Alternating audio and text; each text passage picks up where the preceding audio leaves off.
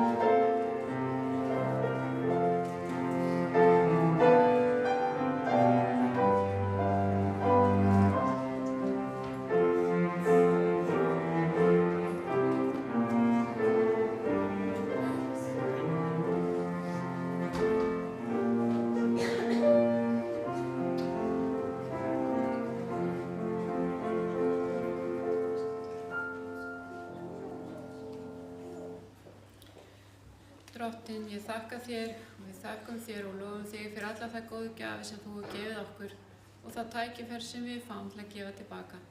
Vilt þú blessa þessar gjafir og margfalda megi þær vera starfi þínu til blessunar. Í Jesú nafni. Amen.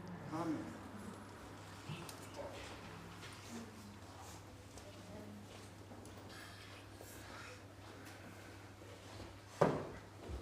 Jæja, krakkar, nú komið að barnasálmi og hann heitir Ó Faðir, gjör mig lítið ljós.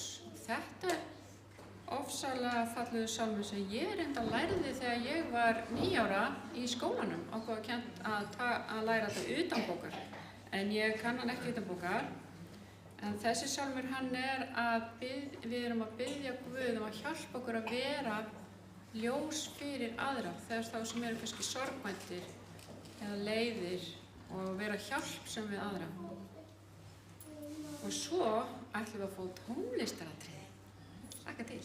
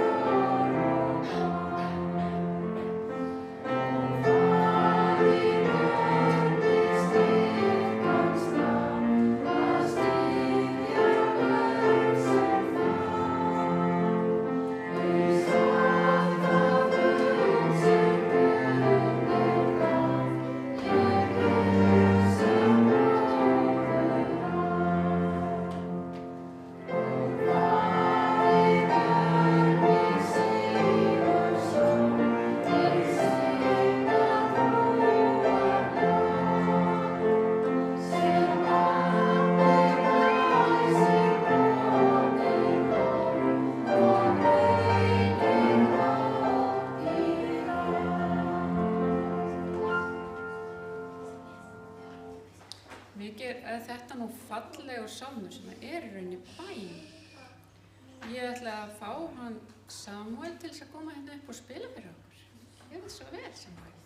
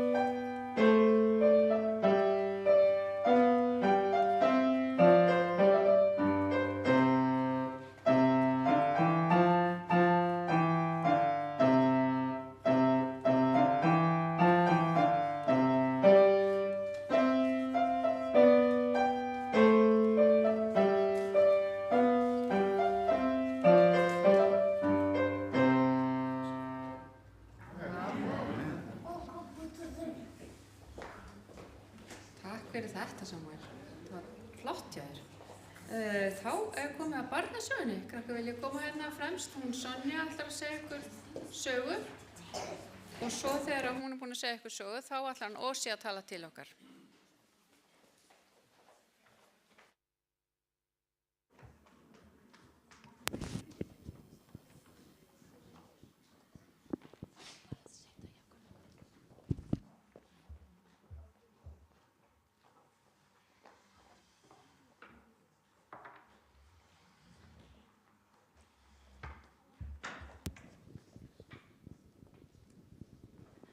Jæja, krakkar.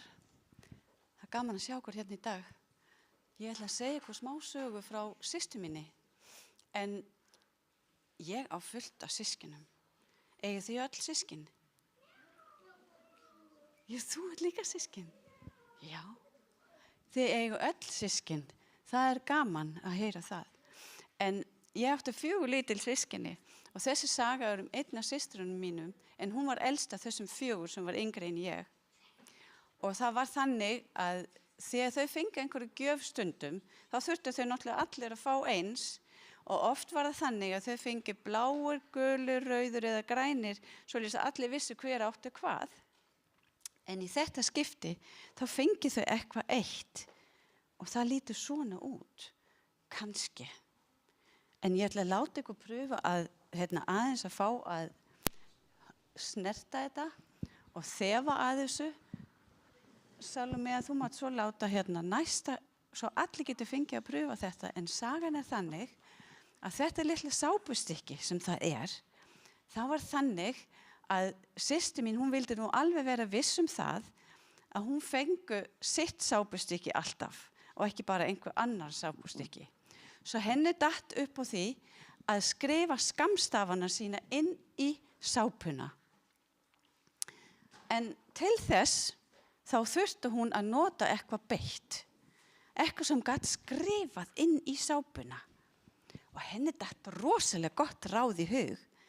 Hún fór bara fram á bað, upp á klósettið, upp í skáp fyrir ofan, og þarna var rakblöðin hans pappa.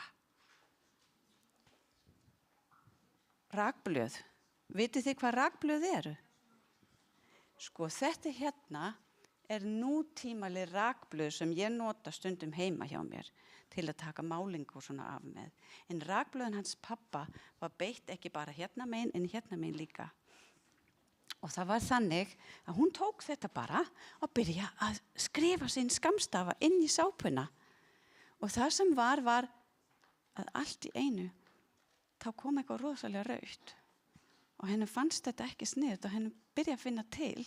Svo hún var búin að skera sig. Og hún kallaði á pappa, og pappi hann kom undir eins, og hann tók bara plástur, setti kringum það, batt það vel, settist svo þarna hjá henni, setti henni upp á fanginu og hélt henni svolítið vel að sér á meðan hún var að gráta. En vitið hvað hann gerði svo? Hann tók hann svo síðan þegar hún var hætt að gráta, setti hann svona frá sér á fanginu sér og svo horfði hann á hans og sagði hann: Þetta máttu aldrei aftur gera. Var það gott ráð? Var það ekki gott ráð? Átti hún bara að gera þetta aftur? Nei. Var það gott ráð að hún átti ekki að fara upp í skápinn? Vissi hún átti ekki að fara upp í skápinn að taka rakblöðin? Já, hún vissi það. Stundum þá gerum við, og kannski þið líka, eitthvað sem mamma og pappa segir við að alls ekkert að gera. Er það svoleiðis? Ef það er svoleiðis, þá þurfum við nefnilega því að halda á Guði, að því Guð er líka búin að segja okkur ýmislegt sem við eigum ekki að gera. Og hvað er það? Munið eftir því? Hvað er það sem við eigum ekki að gera? Eigum við nokkuð vera að ljúga? Eigum við nokkuð vera að stela? Eigum við vera afbrýðisamir? Nei. Er þetta góðar reglur? Er það góðar reglur? Já, það er góðar reglur. Svoleiðis að til þess að við getum fylgt svona reglur, þá þurfum við Guðinn í hjarta okkar. Hvernig fáum við Guðinn í hjarta okkar, haldið þið? Ef við biðjum til Jesús og biðjum hann að koma inn í hjartað, þá getur hann hjálpað okkur með hvernig við getum lifað betur lífi með að vera góð við hvern annan. Þannig að við skulum bara fara eftir því og ég þakka fyrir það að þið eru búin að hlusta svo vel. Nú með þið svo fara í sætin ykkar.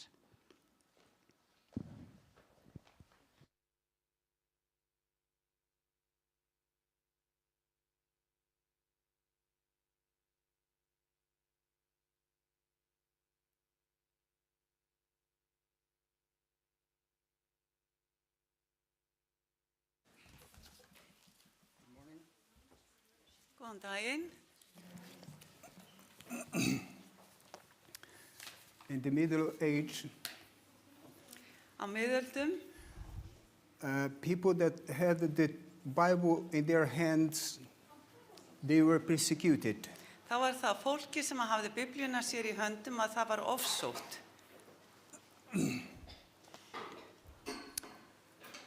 It was strange that the church that should support Christians to have the Bible, it was the church that was persecuting people for having the Bible. Það var svo sérkennilegt að kirkjan sem hefði átt að styðja fólki sem átti biblíuna var einmitt sú kirkja sem ofsótti fólkið. What was the reason? Hver var ástæðan? It was because the church was not following the Bible.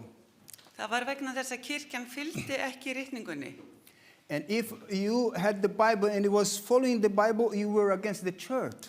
Og ef þú átti biblíu og varst að rannsakana þá varst þú á móti kirkjunni. So many people that had the Bible have to flee from the cities and just live in the countryside. Svo að fólki sem var ofsótt að það þurfti að yfirgefa borgina og búa út í sveitunum. And one woman Og ein kona with her children and her husband were living up in the hill eiginmaðurinn hennar og börnina þau bjuggu upp á hæð. because up in the hill they could see when the persecuted would come to see if they had Bible at their home. Svo að þegar þau bjuggu svona hátt uppi þá gátu þau séð þegar þeir sem ofsóttu þau voru á leiðinni til þess að koma og tékka hvort þau ættu biblíu á heimilinu. One day she was making bread Og í dag var hún að baka brauð and she was using the time to read the Bible also. og hún notaði tímann til þess að lesa í biblíunni á sama tíma. And she asked the children to be outside to see if somebody would come. Og hún bað börnin sem að vera úti til þess að fylgjast með hvort einhver væri að koma. And while she was making the dough, Og þegar hún var að hnoða deigið, the children came and ran inside. að þá komu börnin hlaupandi inn. Mama, Mama, they are coming. Mamma, þau eru að koma. And they were like this, what are you going to do now? You read the Bible, and they put it in prison. Og hvað ætlar að gera núna? Þú ert með biblíuna og þú verður sett í fangelsi. And the mama said, go outside, and when they're very near, try to talk to them and before they come inside. Og veriðu úti, sagði hún, og þegar þeir eru að koma reynið að tefja það eins og tala við þá. And she just keep on making the bread. Hún hélt áfram að baka brauðið. They came in, Þeir komu inn and they went everywhere in the house looking for the Bible. og þeir fóru og leituðu allt hús að biblíu. And the children were, wow, if they find the Bible, my mom is going to be in prison. Og börnin voru að hugsa, ef þeir finna nú biblíuna þá fer mamma í fangelsi. But they didn't find the Bible. En þeir fundu ekki biblíuna. And the Bible was there because she was reading. Og biblían var þarna þegar hún hafði verið að lesa biblíuna. The soldiers went out, Og hermennirnir yfirgáfu húsið. and the children came to mom looking like this. What happened? Og börnin komu til móður sinnar og sagði, mamma, hvað gerðist? Where is the Bible? Hvar biblían? And then she invited them for the supper. Og svo bauð hún þeim í kvöldmat. And she was cutting the bread. Og hún var að skera brauðið. And there was the Bible inside the bread. Og þarna var biblían inn í brauðinu. The Bible was so precious for her. Biblían var henni svo dýrmæt She could not lose that Bible. að hún mátti ekki við því að tapa biblíunni. And my question for you today is like this. Which part of the Bible is so precious to you? Og mín spurning til ykkar í dag hvaða hluti biblíunnar ykkur dýrmætur? That if you would keep this part of the Bible, you would take this part, I cannot lose it, I will keep it for myself. Og hvaða partur er svo dýrmætur að þið hugsið að ég má ekki tapa þessum hluta Biblíunar, ég ætla að eiga hann alltaf. Maybe Psalms 91, Kannski er það Sálman 91, the 10 Commandments, kannski er það boðorðin 10, the Beatitudes. kannski er það fjallræðan. Which part of the Bible would you keep? Hvaða hluta Biblíunar myndir þú halda fast í? There is one chapter in the Bible. Það er einn kapli í Biblíunni, It's Leviticus 23. það er 3. Mósebók 23. kapli. You find the whole history of salvation. Að í þessum kapla finnur alla sögu frelsunarinnar. There is the gospel in this chapter of the Bible. Fagnaðarerindið er í þessum kapla Biblíunar. And there you find the feast of Israel. Og þar finnur hátíðir Ísraelsmanna. And you ask me now, wow, the gospel in the feast of Israel? Og þú spyrir núna, The gospel inside? já, þannig að fagnaðarerindið falið í hátíðum Ísraelsmanna? And you say, because I thought that the feast was just people going out and eating everything and dancing and doing everything and not salvation. What's about? Því ég held að hátíðirnar hefði verið það að skemmta sér og borða og dansa og hafa það skemmtilegt. En að fagnaðarerindið sé þar, hvað snýst það? And sometimes I myself thought, oh, these people of Israel just in feast all the time. Og ég var stundum að hugsa sjálfur, já, Ísraelsmenn, þeir voru alltaf að halda hátíðir. They had 7 annual feasts. Þeir voru með 7 árlegar hátíðir. And they have one feast that was weekly feast. Og það var ein hátíð sem var vikuleg hátíð. So we are going to pass very quickly through this feast of Israel to understand the plan of salvation through them. Svo við ætlum aðeins að fara í gegnum þessar hátíðir Ísraelsmanna til þess að skilja frelsunar áformið þar sem það er í þessum hátíðum.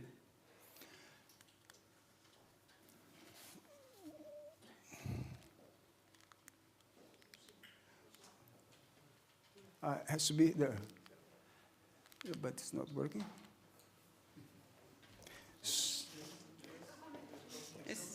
It's coming. Okay, it came, but I don't know where. Okay. The first feast was the Sabbath. Fyrsta hátíðin var hvíldardagurinn. And why God set one day as a feast? Af hverju gaf Guð einn dag sem hátíð? It's interesting because the plan of salvation is in every feast of Israel. Það athyglisvert vegna þess að frelsunar áformið er í öllum hátíðum Ísraelsmanna. So God was saying that every week Svo Guð var að segja að í hverri viku you have to think about your salvation. að þá þarftu að hugsa þína frelsun. What's the purpose of Sabbath? Hver tilgangur hvíldardagsins? I just put few here, but you can find even more in the Bible. Ég setti nokkra atriði hér, en það eru fleiri í Biblíunni. The purpose of a Sabbath is worship God. Tilgangur hvíldardagsins er að tilbiðja Guð. So we are here today to worship the Lord. Svo við erum hér í dag til þess að tilbiðja Guð. You are not here to listen only, or to listen OZ, or to sit down together and talk. You are here to worship the Lord. Þú ert ekki bara hér til þess að hlusta á ósi eða bara til að sitja hér. Þú ert hér til þess að tilbiðja Guð. Another reason for the Sabbath is for the family. Og annar tilgangur hvíldardagsins er fyrir fjölskylduna. You know that you are here, you can sit with your family, with your children, with your parents, with your brothers and sisters. The Sabbath is a day for the family. Og þú ert hér með fjölskyldunni þinni, með börnunum, mönnunum, fjölskyldunni og hvíldardagurinn er fyrir fjölskylduna. But it's not only hear in the church that the Sabbath is for the family. The Sabbath is for the family in your home, in the nature, everywhere you go. Svo að hvíldardagurinn ekki bara hér fyrir fjölskylduna, heldur einnig á heimilinu, í náttúrunni og hvers sem þú ferð. Sabbath is the day to do good for people, good deeds. Hvíldardagurinn einnig til þess að gera gott fyrir aðra, Help someone til að hjálpa einhverjum and rest. og til að hvílast. And it is 24 hours. Og hann bara 24 tímar. Some people think that Sabbath is just to go to church. No, it's 24 hours of rest. Sumir halda að hvíldardagurinn sé bara til þess að fara í kirkju. Nei, en hvíldardagurinn 24 tímar til hvíldar. To rest with God. Til að hvílast í Guði. So, the Bible says like this in Hebrews 4. We have 3 languages here, so you can enjoy with your language also. Not all of the languages, of course, but 3. Hér versin í 3 tungumálum, Hebrabréfi 4:4. For somewhere in the scripture this is said about the 7th day. God rested on the 7th day from all his work. Því að eitthvað staðar svo orðið kveðið hinn 7. dag og Guð hvíldist hinn 7. dag eftir öll verk sín. And that was in Hebrews chapter 4. And in chapter 4, God tells about the rest in the creation and the one rest that is very important. Verse 9. Og þessi kafli talar hvíldina hjá sköpuninni og svo hér einnig í versi 9.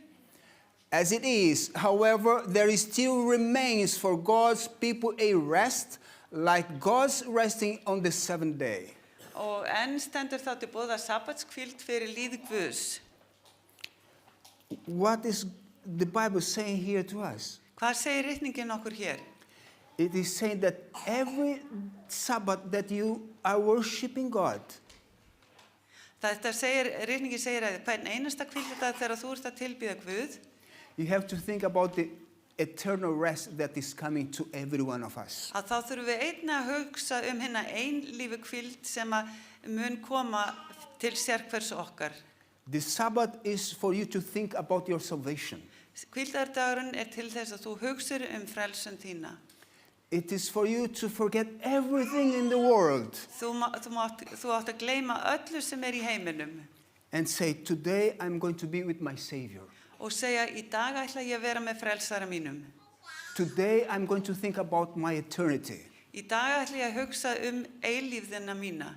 Today I want to be saved and to be with God for all eternity. Og í dag vil ég vera frelsuð og vera með Guð alla eilífð. So that was the purpose of the feast, weekly feast called Sabbath. Og þetta var tilgangur og tilgangur hinna vikulega hátíðar sem hvíldardagurinn. Now we come to the feasts that are annual. Og nú komum við að hinnum árlegu hátíðum. We have 7 feasts that was celebrated annual in Israel. Og það voru 7 hátíðir sem voru haldnar árlega í Ísrael. The first was Passover, Fyrsta hátíðin voru páskar and they had to kill a lamb. og þeir þurftu að slátra lambi. And when was celebrated the first Passover? Og hvenær var fyrsta páskahátíðin haldin? Egypt. Í Egyptalandi. What happened there? Hvað gerðist þar? The people of Israel was suffering for more than 400 years as a slave. Fólkið hafði verið þrælar í Egyptalandi í yfir 400 ár. And God said, I'm going to take you out of this slavery. Guð sagði, ég ætla að koma ykkur út úr þessum þrældómi. But the king of Egypt didn't want them to go out. Konungur Egyptalands vildi ekki leyfa þeim að fara. And God was pushing, and he said, yes, no, yes, no. Og Guð, hann þrýsti á og þrýsti á, en Farao sagði já, nei, já, nei, já, nei. Then God sent the last plague. Svo Guð sendi síðustu pláguna. And it was the death of the firstborn of the house. Og það var dauði frumburðarins á hverju heimili. And God said, if you want to don't lose your firstborn, you have to kill a lamb. Og Guð sagði, ef þú vilt ekki missa frumburð þinn, þá verður þú að slátra lambi. and take the blood and put up in your doors. Og þú þarft að taka blóðið og rjóða því á dyrastafina þína. Because when the angel of death comes, Því að þegar engill dauðans kemur, he will pass over your house. að þá mun hann fara framhjá. Passover eru páskar já, fara framhjáganga. That's the name of the feast. Pass over. Don't go your house and kill your firstborn. Og hátíðin heitir þetta framhjáganga, að fara ekki inn í hús og deyða frumburðin heldur ganga framhjá. But what is the meaning of this lamp? En hvað táknar þetta lamb?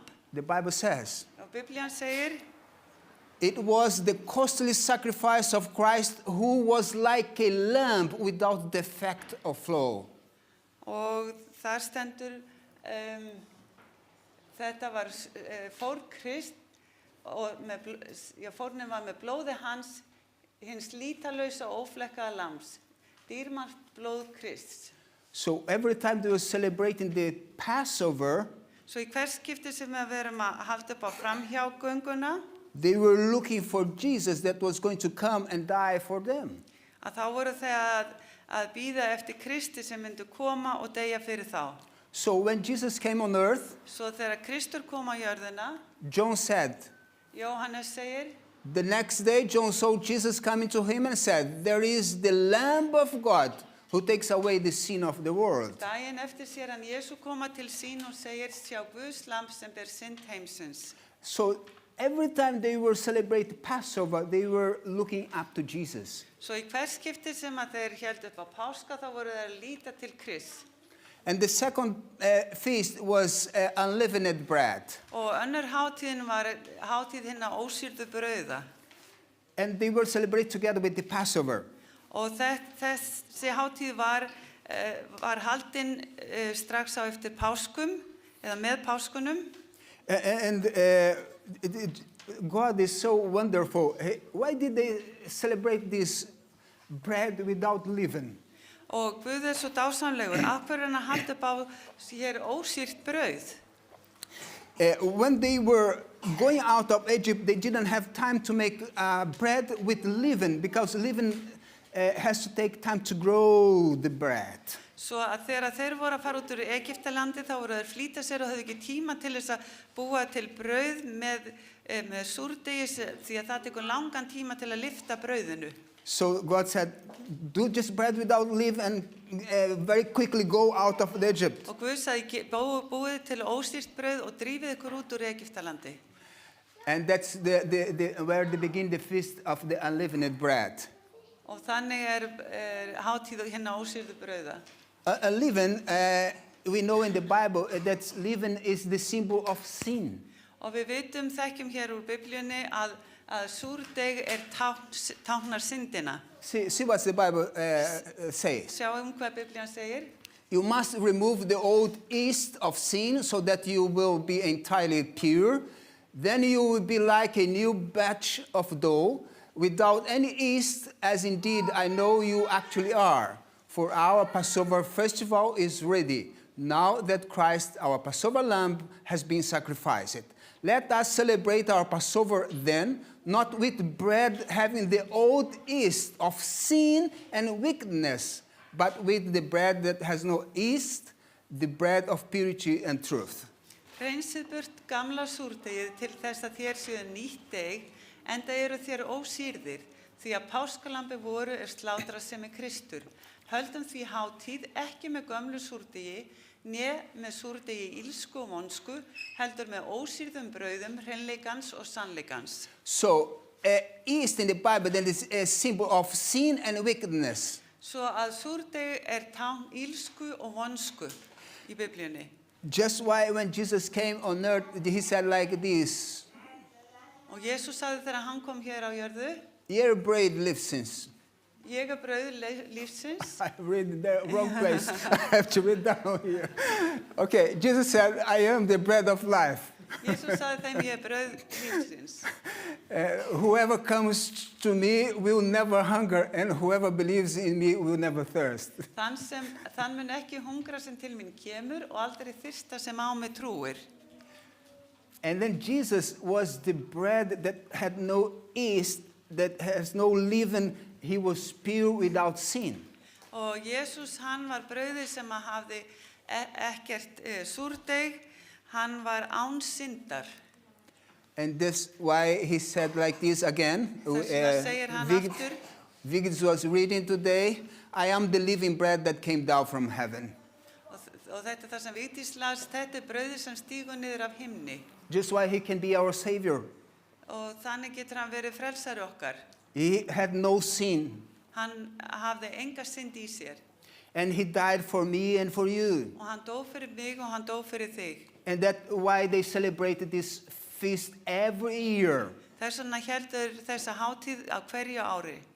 The bread had no yeast, or say no symbol, no sin. Og brauðið hafði ekkert súrdeig sem tákn það var engin synd. Pointing to Jesus. Sem að bendi til Krist. The third feast, the first fruit feast. Þriðja hátíðin var frumgróða hátíðin. It was celebrated also with the Passover and the East festival, and it was in the third day. Ok, og þessi hátíð var haldin með páskunum og ósýrðu brauðunum og þetta var þriðji dagurinn. Through the day, like for example, Passover on Friday.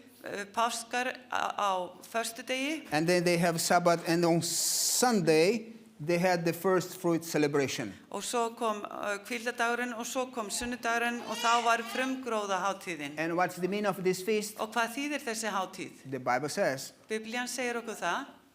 but now is Christ risen from the dead and become the first fruits of them that slept.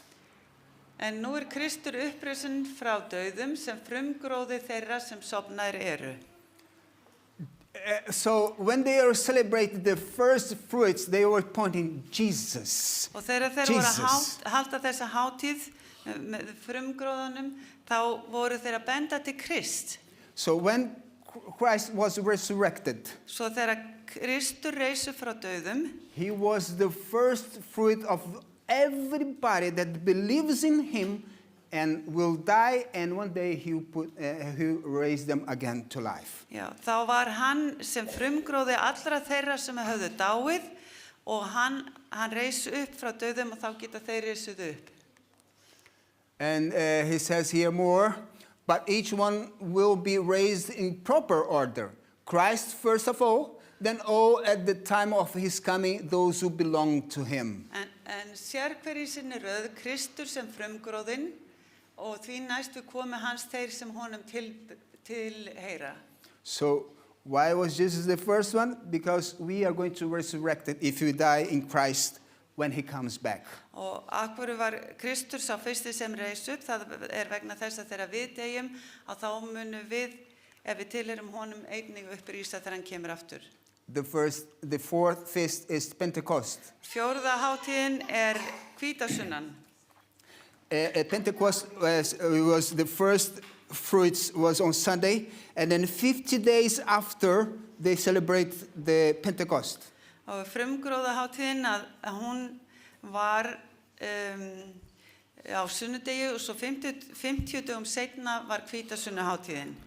They celebrate then the first fruit of Passover in Egypt.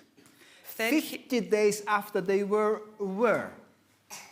Ok, páskahátíðin var haldin í Egyptalandi á páskadag og síðan 50 dögum seinna, hvar voru þeir þá staddir?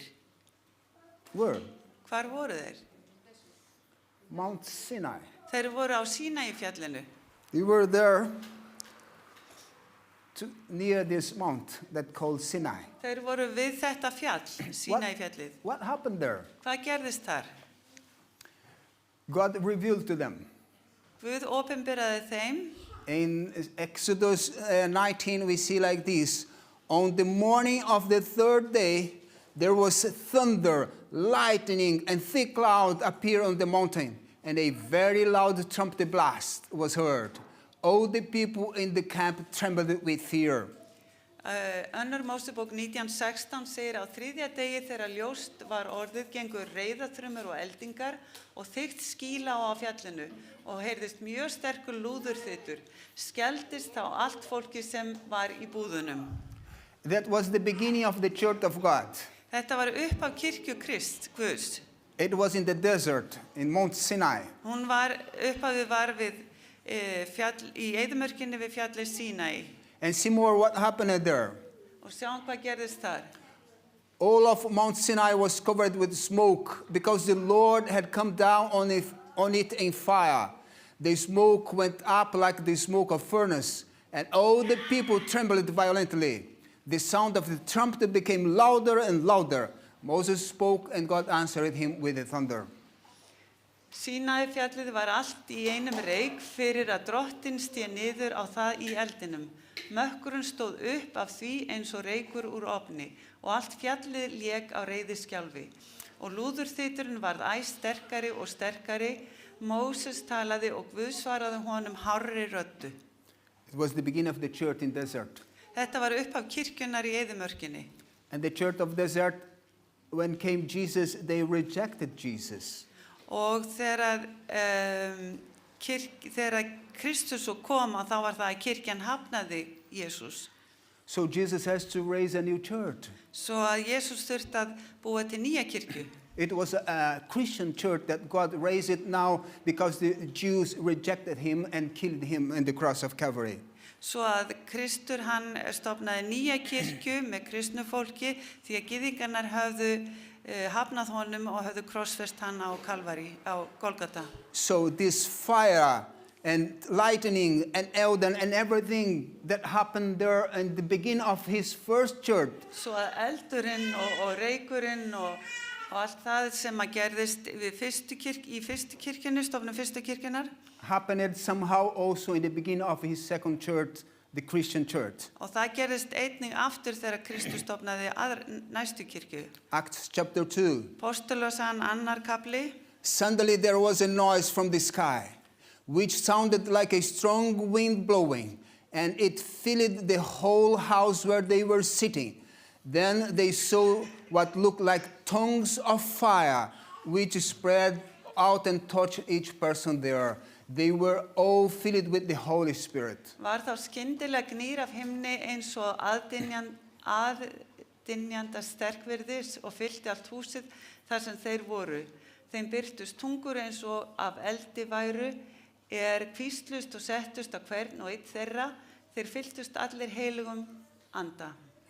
So God is wonderful. When he manifested to create his first church, it was thunder, lightning. Also when he created his second church, it was like manifestation, power manifestation of God. Og Guð dásamlegur og þegar hann stofnaði fyrstu kirkjuna þá voru þrumur og eldingar og þegar hann stofnaði síðari kirkjuna að þá var líka alls konar svona yfirnáttúrulega hlutir sem gerðust. The next feast is trumpets. Næsta hátíðin hátíð lúðraþyturs eða lúðrana. And Esther said, I forgot to bring it for us to see it.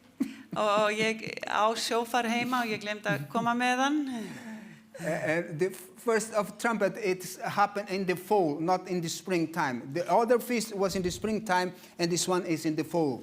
Og hátíð lúðrana að hún átti sér stað á haustin, hinnar hátíðinar voru vorið. It was the beginning of the religion year. Og þetta var upphaf trúarlega ársins. And then they had to blow the trumpet announcing that the next feast was coming. Og þeir þurftu að blása í lúðrana til þess að tilkynna það að næsta hátíð væri að hefjast. And 10 days after the trumpet's sound came the new feast.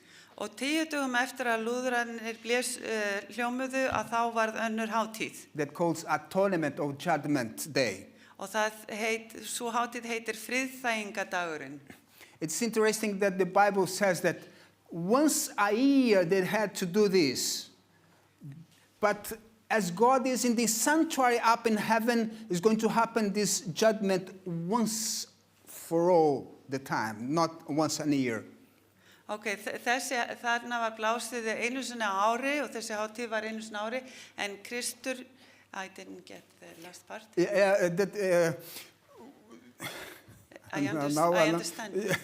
Now, it's like this. For example, when they are blowing the trumpet, it was to announce the next feast. Já, þeir voru blésið trompeta til að tilkynna næstu hátíð. Yeah, and this was the judgment day, the next feast. Og næsta hátíð var dómurinn. And everybody has to prepare themselves for this next feast. Og allir eru að undirbúa sig fyrir næstu hátíð. It called the purification of the sanctuary. Og það kallaðist hreinsun helgidómsins. And here we have William Miller. Og hér William Miller. That was preparing these 10 days, 10 days Sem var að undirbúa þessa 10 daga. Before the judgment feast. Áður en að dómsháttíðin hæfist. He was blowing the trumpet. Hann var í raun og veru að blása í lúðurinn. He was telling people that he was wrong in the event, but he was right in the prophecy. He was fulfilling the prophecy. Og í raun og veru var hann að uppfylla spádóm, hann hafði rangt fyrir sig varðandi viðburðin sjálfan, en hann var samt að uppfylla spádóm. He thought that was Jesus coming at that time. Hann hélt að Kristur væri að koma. But Jesus had said, nobody knows when I'm coming. En Jesus hafði sagt að enginn veit hvenær ég kem. So it was the judgment day that was coming. Svo það var dómsdagurinn sem var að hefjast. And the day of the atonement or judgment, they choose 2 goats. Og á þessum friðþægingadegi þá tóku þeir 2 geithafra. One goat was a symbol of Jesus Christ. Annar táknaði Jesú Krist. And would die for us. Og hann myndi deyja fyrir okkur. Symbol of Jesus. Tákn Krist. And another goat was symbol of Satan. Og hinn var tákn Satan. And he was this another goat was not going to die. Og þessi geithafur myndi ekki deyja. They just go to desert. Að þeir myndu senda hann út í eyðimerkina. So this atonement day. Svo þennan friðþægingadag. Is a day for us, for the Christian, for everybody that believe in God, to repent. Svo þessi dagur til þess að iðrast. Confess their sins. Til þess að játa syndi sínar. Because this judgment they said that people that wouldn't confess their sin would die. Vegna þess að þeir sem ekki myndu iðrast syndar sinna, þeir myndu deyja. And so this atonement happened, the 2 goats, this atonement day or judgment day in prophecy, it started in 1844. Og þessi friðþægingadagur, samkvæmt spádómunum, hófst árið 1844. As the longest prophecy in the Bible, that's in Daniel 18:14. Og þetta lengsti spádómur Biblíunnar í Daniel 8:14. I'm not going to go in detail here, but if you want to talk about this, we can talk separately. Ég ætla ekki að fjalla þetta hér, en við getum talað það seinna saman, ég og ef þið viljið. And we can even study this prophecy together if you want it. Og við getum rannsakað þennan spádóm saman ef þið viljið. But this started in 178 years ago. Og þessi dagur hófst 178 árum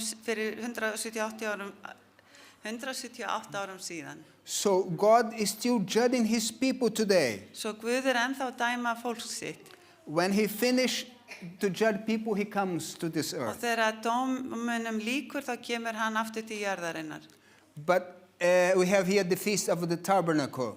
Og hér The 7th feast. Hér 7. hátíðin sem heitir Or boots. þannig já, Feast of the Tabernacle laufskala hátíðin, takk fyrir. And that's why we have all this here today. Og það þess vegna sem við erum með allt þetta hér í dag. Because you are celebrating the feast of the tabernacle. Að því að við erum að halda laufskala hátíðina. And what's the meaning of the feast of the tabernacle? What happened? Hvað táknar þetta laufskala hátíðin? everybody from Israel would come from where they live, from north, south, east, west to Jerusalem. Allir í Ísrael kæmu á þessum tíma frá norðri, suðri, austri og vestri til Jerúsalem. And they would make tents to dwell on them around the Jerusalem. Og þeir bjuggu svona í tjöldum allstaðar í kringum Jerúsalem. And so it would be like this around Jerusalem, full of tents and people living there for this feast. Svo að svona leit Jerúsalem út á þeim tíma, allir að koma til hátíðar. And they would use to make it as these palm trees, they would make their tent there for this feast. Og þeir notuðu pálmaviðagreinar til þess að búa til svona laufskála. And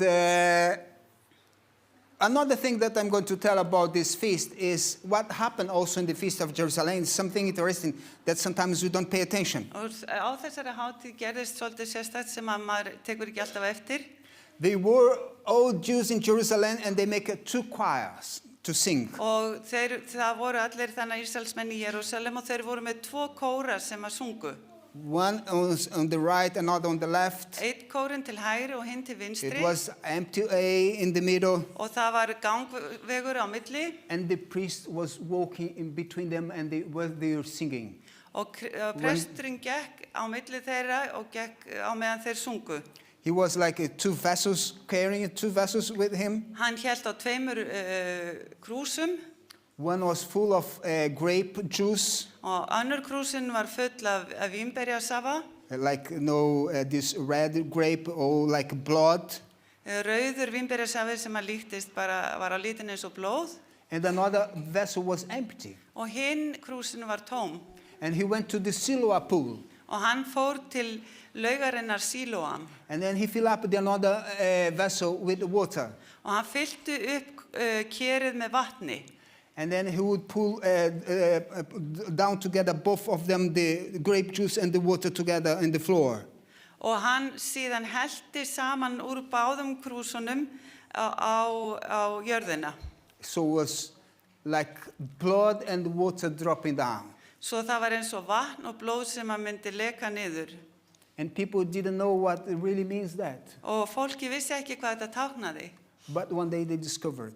En svo uppgötuðu það.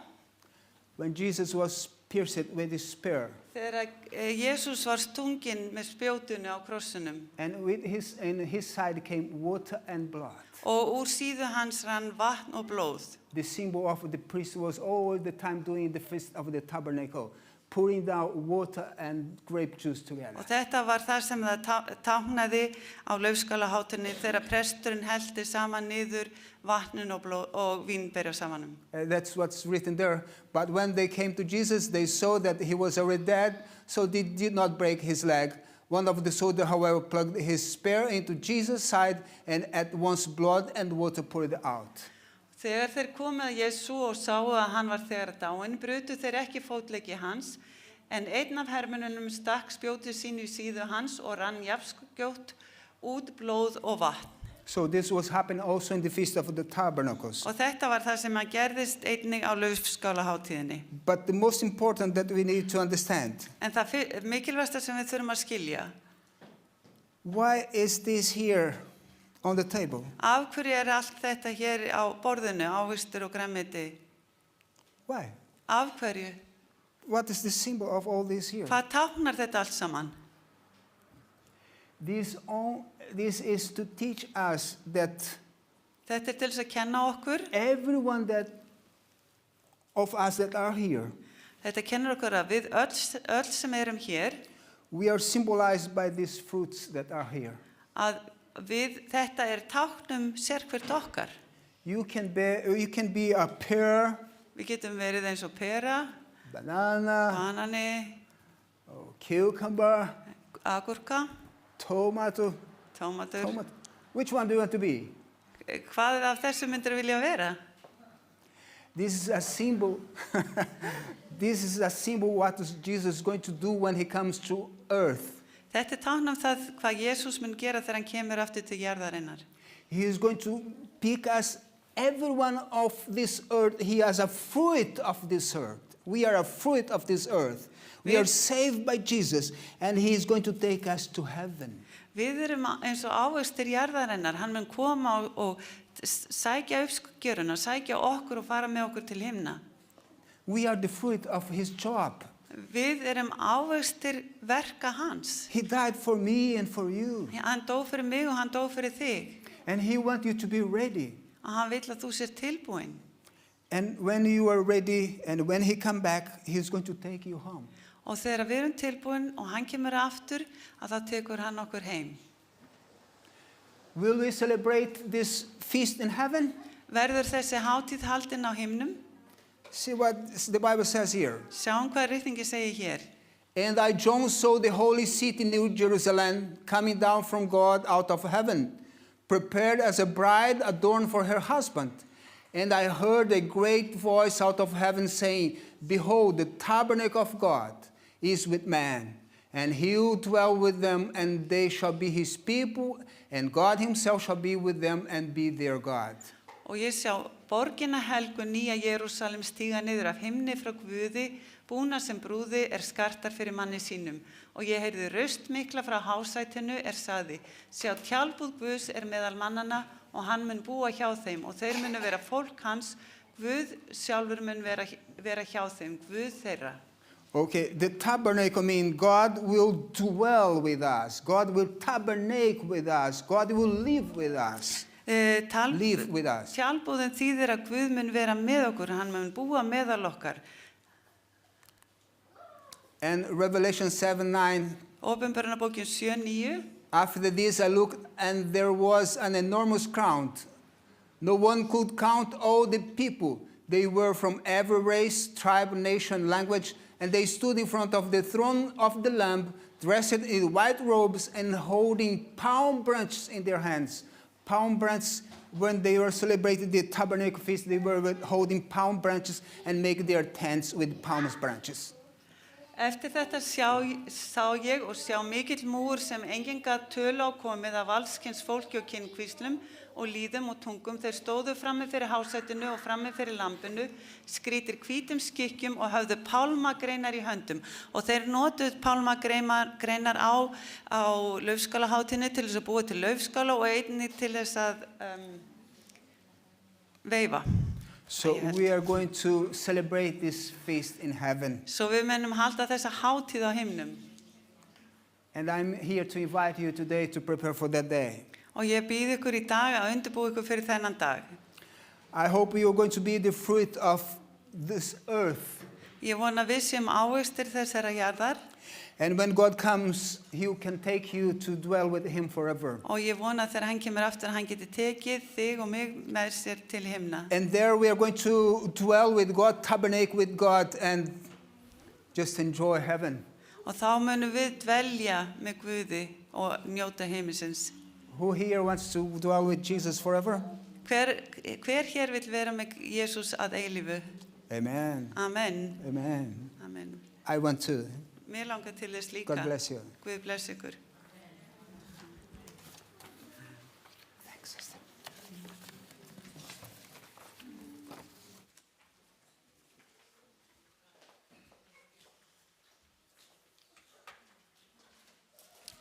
Já, ég hlakka mikið til að komast til himnaríkis og vera með Jesú og ég veit að þið hlakkið öll til líka. Og takk kærlega fyrir þetta Ósi, fallegan boðskap. Nú komið að síðasta sálmunum okkar, númer 8-10. Nú gjaldi Guði þökk, númer 8-10.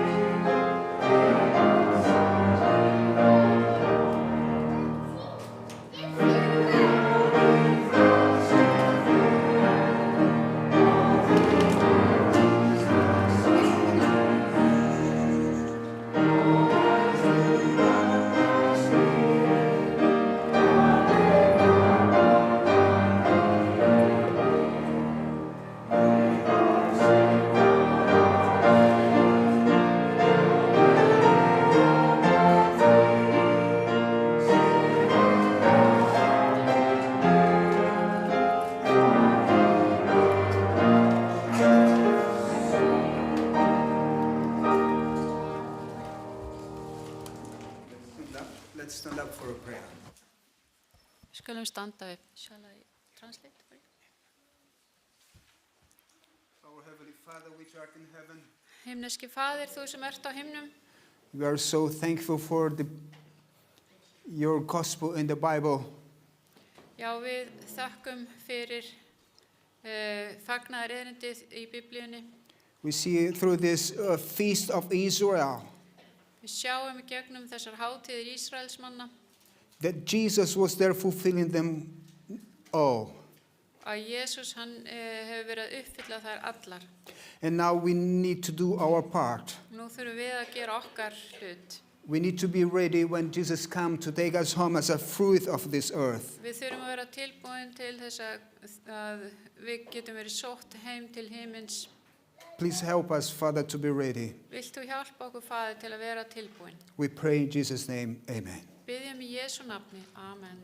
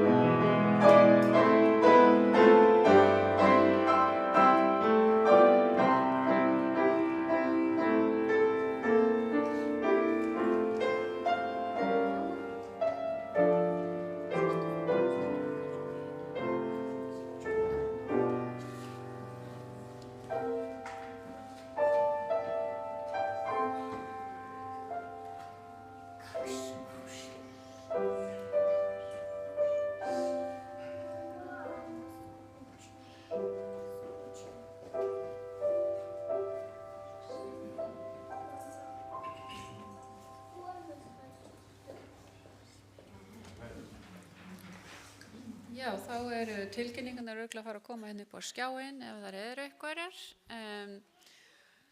En allavega þá bara, já, líknarfélagið Alfa, það mun vera með fjármögnun og mun styrkja fólk sem er í fjárhagserfiðleikum núna fyrir jólin. Við hvetjum alla til þess að styðja við það verðuga verkefni. Ég bið ykkur að endilega muna eftir næsta fundi landkönnuða sem verður sunnudaginn 7. nóvember. Það er sem sagt næsta sunnudag, ekki á morgun, heldur næsta eftir viku. Og svo er það hjálparmiðstöðin í Keflavík hjá Adra. Endilega þeir öll hvet til að hjálpa til þar. Það er opið frá kl. 18 til 20 mánudag og miðvikudag. Og svo er íslenskukennsla líka. Já, og svo er það dagskráin hér. Og nú skulum við fara í Hvíldardalsskólann og við erum kannski búin eftir svona 5 mínútur yfir 1 eitthvað svoleiðis. Íslenska hér, Espanjol allá og English here. Gerið svo vel.